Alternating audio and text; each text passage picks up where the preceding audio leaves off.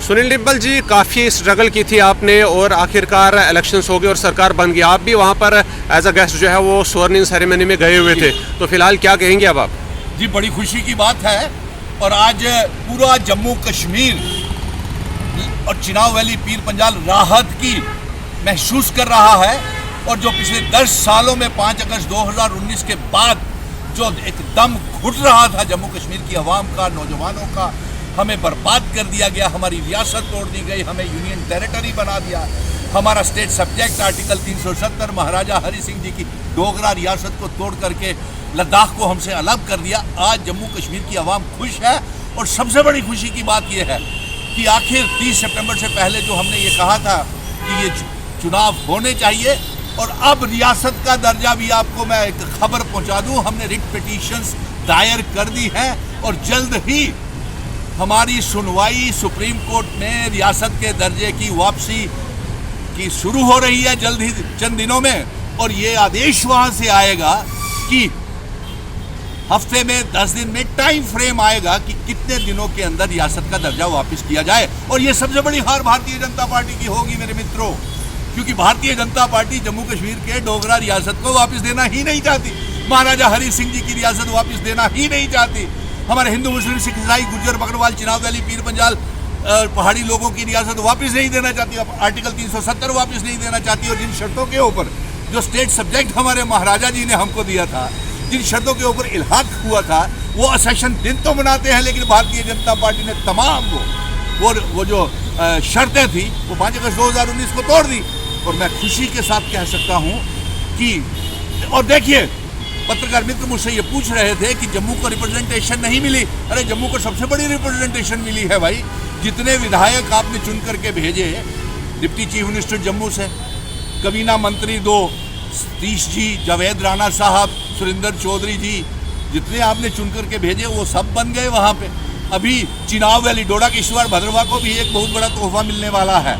और ये बता दूं, ये लोग झूठ बोल रहे हैं, भारतीय जनता पार्टी वाले रियासत नहीं देना चाहते थे, इसलिए हमने रिट पिटीशन दायर की। 370 की भी लार्जर बेंच की क्यूरेटिव पिटीशन हम दायर करने जा रहे हैं। जो वादा हमारा है वो वादा कायम रहेगा। नंबर 2, हम ये रुकने वाले नहीं हैं, ये वादा। और साथ में सबसे बड़ा वादा जो हमने लोगों के साथ किया हुआ है कि दरबार मूव शुरू किया जाए, वो वादा भी पूरा होगा। और इसके साथ साथ जो हमने PHE, PDD, PWD के डेली वेजर, रहबरे खेल, जंगलात, सेहत, SPOs, विलेज डिफेंस कमेटीज के मेंबर, लैंड डोनर्स और होम गार्ड्स के साथ जो वादा किया फायर एंड इमरजेंसी को, उनको पक्का किया जाएगा। और साथ में बीजेपी वाले क्या बोलते हैं, देखिए 29 विधायक इनके बना दिए। दरबार मूव कब रेस्टोर किया जाएगा? मैं तो कह के आया हूं कि इसी साल शुरू किया जाए, देरी क्यों की जाए। अब देरी तो 29 जो विधायक हैं उनको भी प्राइम मिनिस्टर के पास जाना चाहिए।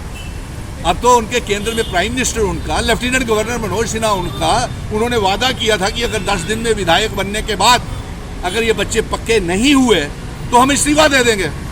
तो दीजिए आप इस्तीफा, या तो फिर चार्टर्ड प्लेन लेकर के जाएं 29 विधायक और प्राइम मिनिस्टर मोदी जी से और होम मिनिस्टर अमित शाह साहब से कहें कि हमने वादे किए हुए हैं, वो उन बच्चों को पक्का करो, सारे सभी को दरबार मूव शुरू करो, स्मार्ट मीटर बंद करो, बिजली जो आपने कहा है कि मोदी जी ने कि फ्री बिजली देंगे, वो फ्री बिजली दीजिए।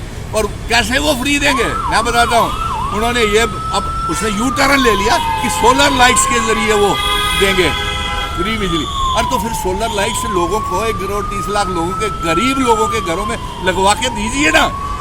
और अब तो ये नेशनल कॉन्फ्रेंस ने भी 200 यूनिट फ्री देने का वादा किया है, तो वो देगी? वो मिलेगी। वो आप मेरी डॉक्टर फारूक अब्दुल्ला साहब से, उमर अब्दुल्ला साहब से और तमाम ये डेली वेजर्स वगैरह पक्का करना, दरबार मूव, फ्री बिजली, जो भी मैनिफेस्टो में है ये पूरा होगा।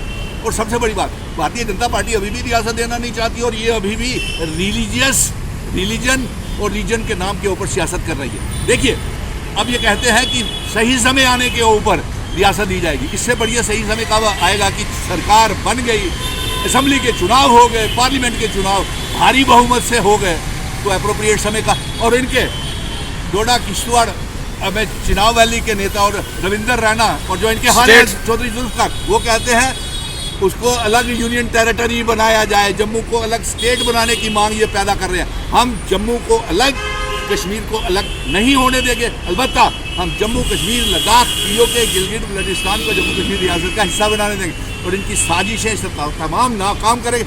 लेकिन आज मैं ये बता दूं कि जम्मू कश्मीर की आवाम राहत की सांस में ले रही है। नौजवान जिनको सिवाय पिछले 10 सालों में लाठी, जेलें, स्क्रैप लिस्ट, घोटाले, कोई नौकरी नहीं मिली, आज वो खुशी की सांस और खुशी से झूम रही है जम्मू कश्मीर। जिस तरीके से भारी वारों वेलकम स्वागत कश्मीर में मेरा हुआ, तमाम जितना वैली पीर पंजाल के लोग आए हुए थे। लेकिन स्वर्णिम सेरेमनी का जम्मू में कोई खास जश्न जो है वो एनसी के ऑफिस में नहीं देखने को मिला। फिर बोलिए जरा जोर से। स्वर्णिम सेरेमनी जब हुई उमर अब्दुल्ला साहब की, नेशनल कॉन्फ्रेंस का जो जम्मू का ऑफिस है, शेर कश्मीर भवन, उतना बड़ा कोई जश्न वहाँ नहीं देखा गया। तो ये सबसे बड़ी बात है कि जम्मू में गोदी मीडिया बना है। नहीं, कैसे गोदी मीडिया? नहीं, आप गलत। पूरे रियासत में मनाया जा रहा है। आपने स्टेटहुड की बार बार बात की कि हमने स्टेटहुड दी, वो कॉन्स्टिट्यूशनल जंग है, वो कॉन्स्टिट्यूशन दे रहा है, उसका क्रेडिट कैसे आप ले सकते हैं? अरे यार, सुप्रीम कोर्ट में कौन गया? अब सुप्रीम कोर्ट, अच्छा ये बात पहले इस बात का जवाब दे दो। सभी को तो मैं, मेरे साथ वहाँ पे सारे 42-45 जितने भी थे सारे MLA वो कश्मीर में थे हमारे साथ, सारे मंत्री वहाँ थे हमारे साथ। आप यही बीजेपी का गोदी मीडिया यही देखता रहे। शेरे भवन में कितने बंदे थे? 5 बंदे थे, 6 बंदे थे, 8 बंदे थे। अरे जाकर के डोडा किश्तवाड़, भद्रवा, पुंछ, राजौरी, वहाँ पे देखिए दिवाली की तरह मनाया गया, ईद की तरह, बड़ी ईद की तरह जश्न ये हुकूमत मनाया गया। और ईद, दिवाली, बैसाखी, गुरुपुरब की तरह ये सारे और सेरेमनी हुई। तो इसलिए आज सबसे बड़ी बात यह है कि जम्मू कश्मीर के लोग बड़ी राहत महसूस कर रहे हैं।